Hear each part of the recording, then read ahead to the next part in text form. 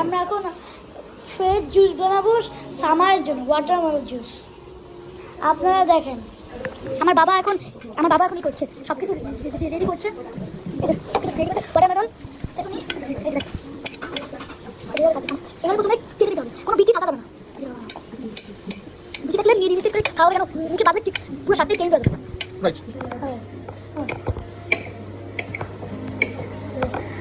আমাদের এই জুসটার নাম হচ্ছে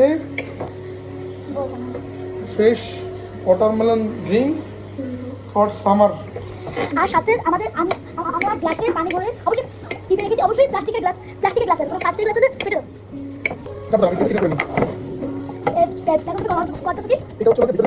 দেখো এখানে অনেকগুলো ওয়াটারমেলন এখানে নিয়ে নেবে, এভাবে শেষ করবে। অবশ্যই ওয়াটারমেলনগুলো পানি হলে পানিটা বের হয়ে আসে। এটা পরে আমি তোমাকে সার্ভ করে দিব। এখন আমি জাস্ট আমি এখন শুধু স্ল্যাশটা আলাদা করতেছি। তো আপনাদের ইচ্ছা, আপনারা কাঁচের গ্লাসেও করতে পারেন, আমরা এরকম মাটি ছোট প্লেটেও করতে পারেন। আমরা এটাতে খাবো। আমরা জুসটা সেঁকে নিচ্ছি। এখানে নাম কি, এখানে দেখেন বিচিগুলো নাই, এখন বিচিগুলো ছাড়া দিচ্ছি। এটা আরো শেষে নেই, একটু হয়েছে আরও লাগবে।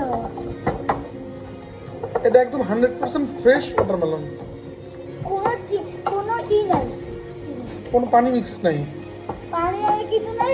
আমাকে 7 আপ মিক্স করবো ঠান্ডার জন্য। ঠান্ডা একটু পুদিনা পাতা নিয়ে আসো আপু। আমাদের তো কিছু গাছ আছে, তার জন্য আমাকে বাবা বলছে পুদিনা পাতা ছিঁড়ে আনতে। এই যে আপনারা দেখেন আমাদের কিছু গাছ, অনেক গাছ আছে আমাদের, অনেক। আমাদের এগুলো স্টাফ, যে এগুলো দিয়ে আমরা পানি দিয়ে যে আমরা তো এখন পুদিনা পাতা ছেড়ে বলছি। দেখেন আমি সিঁড়িতে নিচ্ছি, আর একটা বেরিয়ে আসি না।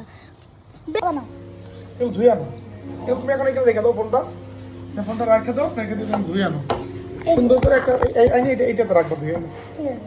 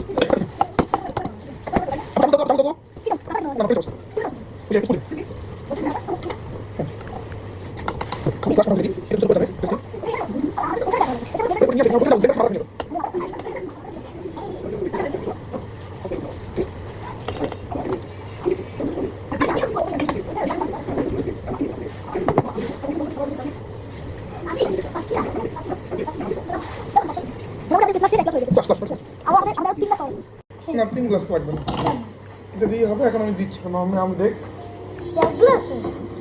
স্প্রাইট দাও।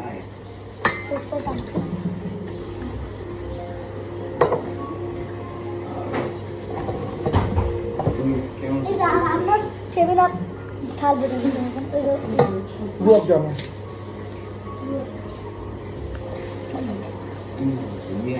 বিজনেস করতে আসছে তুমি। ও আচ্ছা আচ্ছা,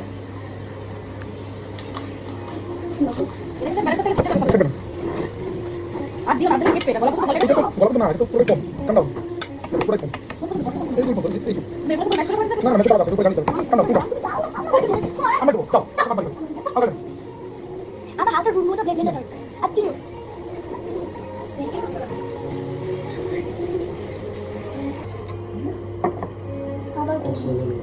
আমি সুগারকে বেঁচে দেখছি, বলছিলাম না হ্যাঁ ওই সুগার ছিল কেদারটা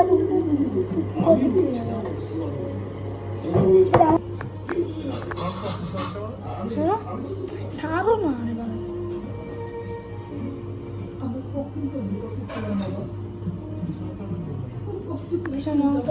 এবার যেটা দিয়ে কালিয়ে খাও। আবু উপরে গুলো দিছি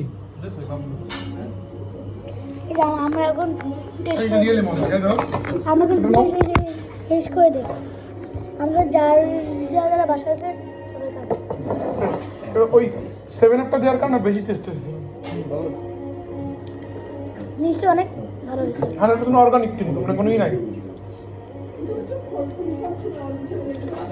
আরে আরো খাও আমার ঠোঁট লাল হয়ে গেছে আমার ঠোঁট আমার মামা